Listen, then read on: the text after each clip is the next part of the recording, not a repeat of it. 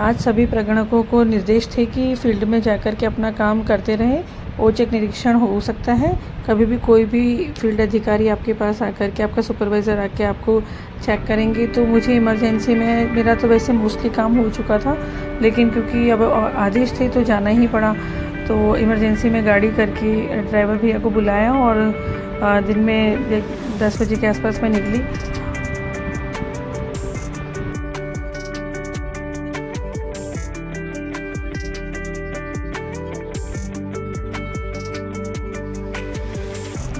बार बार call आ रहे थे कि मैम कहाँ पहुँचे, हम लोग आपका वेट कर रहे हैं। मेरे सभी दोस्त वहाँ पे पहुँच चुके थे और मैं ही क्योंकि लेट थी तो मैंने बोला कि बस मैं पहुँचने वाली हूँ, आप लोग वेट करिए। तब उन्होंने कहा कि यहाँ पे हम लोग सब एक साथ बैठे हुए हैं और क्योंकि बहुत तेज़ धूप हो रही है और लगभग काम सभी का पूरा हो चुका है, तो मीटिंग होने वाली है। अभी तक जो नगर पालिका के जो ऑफिसर्स हैं वो अभी तक आए नहीं हैं। अब उन्होंने हमको तो 10 बजे का टाइम दे दिया कि आप 10 बजे पहुँचो, लेकिन वो खुद 10 बजे, 11 बजे, 12 बजे तक भी अवेलेबल नहीं थे।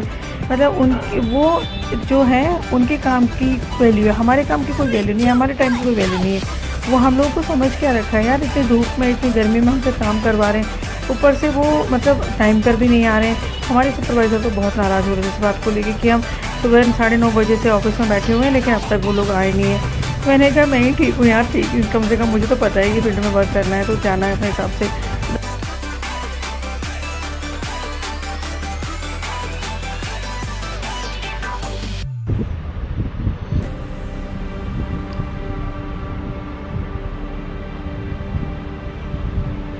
कई तरह के विचार दिमाग में आ रहे थे कि अभी कितने मेरे शॉप्स रह गई हैं, उनको मुझे करना है। नंबरिंग तो मैंने डाल ही दी थी पहले ही, लेकिन अब उनके बारे में डिटेल्स भरना था।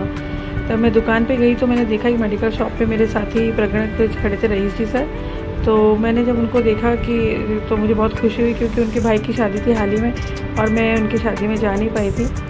तो अभी ये दुकान है मेडिकल की, यहाँ पे मुझे पूछताछ कर रही थी और ये बहुत अच्छे अंकल जी हैं। तो मैं उनसे कह रही थी कि आपके पास इलेक्ट्रॉल है क्या, इलेक्ट्रॉल दे दीजिए, क्योंकि रईस सर का गांव बहुत दूर है, वो बेचारे बाइक पे, और उनके अकेले के पास 400 घर है। ये बहुत नाइंसाफ़ी है, किसी प्रगणक को तो 100, 50, 60 ही मिले, किसी को 200, 250 और 400 तक हो रहे हैं, 450 तक कवर कर रहे हैं। तो उन्होंने बेचारे उनको इलेक्ट्रॉल पाउडर पिलाया।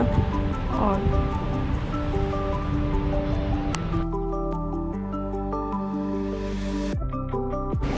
मैं तो दुकान से निकल के अगली दुकान पे पहुंची थी कि सामने मुझे मेरे ऑफिसर सुपरवाइज़र मिल गए और उन्होंने कहा कि चलो मैडम आपका इस भौतिक सत्यापन करते हैं, आपके कौन कौन से मकान में आपने किया है, तो आपका पहला घर दिखाइए। तो उनको पहला घर दिखाने के लिए मैं इधर लेके आई हूँ और ये डिस्कस कर रहे हैं। तभी एक मोहतरमा घर से बाहर आकर के कहती है कि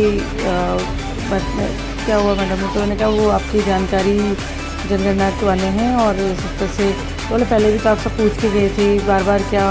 अरे मैंने कहा कि ये हमारी जो सुपरवाइज़र है इनको मेरी बात पर विश्वास नहीं है, ये खुद देखने आए हैं, जो मैंने डेटा भरे हैं उनको चेक करने आए, आप इनको दिखाने। तो बोले ठीक है।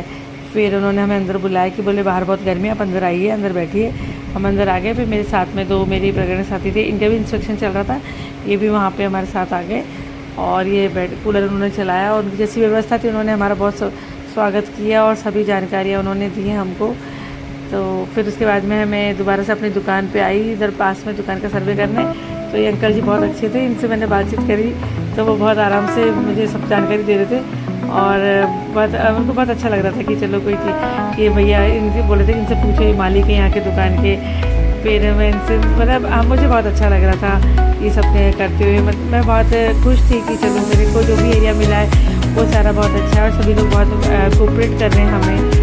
तो ये वही इनके मकान, इनकी दुकानें भी हैं और मकान भी इनका। हम लोग जब ले रहे थे इंट्रोडक्शन तो इन्होंने भी पूरी जानकारी हमें बिठा करके बहुत अच्छे से दी।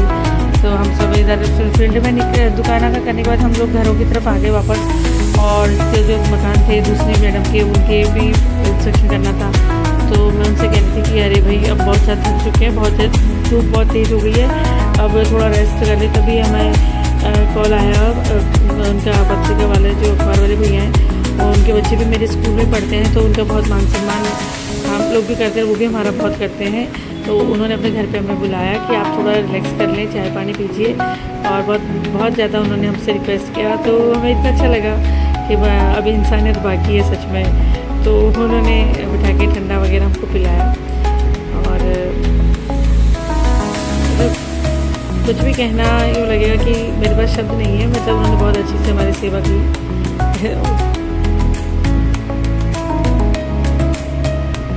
इनका घर है,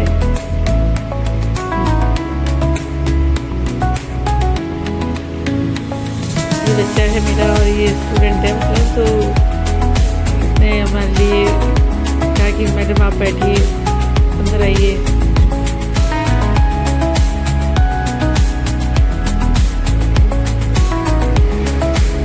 उनका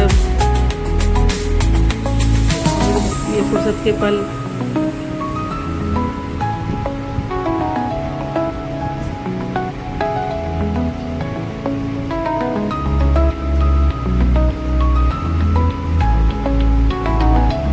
कुल मिला के बात ये कहना चाहूँगी कि आज का जो हमारा इंस्पेक्शन था वो सक्सेस रहा और बहुत ही बढ़िया रहा। हमारे जो सुपरवाइज़र वो भी बहुत वर्कर हैं, बहुत मेहनती है। उन्होंने हमारे साथ पूरे टाइम फील्ड में घूम करके सारा सपोर्ट किया, हमें कोऑपरेट किया और बीच बीच में भी हम जब भी गए, हमें कोई भी दिक्कत आई तो हमारे सुपरवाइज़र ने हमेशा फील्ड में आकर के हमारी मदद करी और मतलब बहुत ही बढ़िया सपोर्ट रहा उनका, जिससे हमारा काम आसान हो जाता है। अभी तो हमें 14 जून तक ये काम करना है और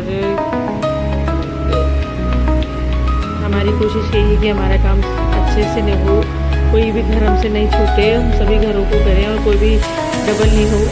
तो इस तरह से हम लोग अपना नजरी नक्शा कंप्लीट करते हुए, ये जो मेरे साथ मैडम है ना, इन्होंने खुद का काम तो किया, इन्होंने दूसरों का काम भी कर दिया। जो दूसरे नक्शे में तो वो घर भी इन्होंने ले लिया।